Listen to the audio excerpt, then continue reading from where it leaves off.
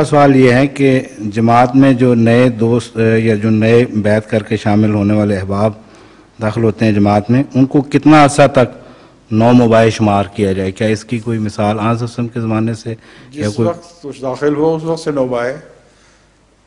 سے نو مباح شمار ہوگا، یہاں تک کہ اس کے عمل سے، اس کے کردار سے پختگی ثابت ہو جائے، وہ ڈھل مل یقین نہ رہے اور پوری طرح اس کو اطمینان ہو جائے احمدیت پر، تو پھر وہ اس کو نو احمدی نہیں کہتے۔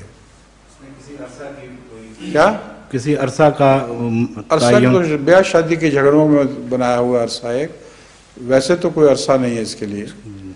کوئی انسان پوری طرح یقین پہلے ہی حاصل کر چکا ہوتا ہے اور پورے اطمینان سے احمدیت میں داخل ہوتا ہے۔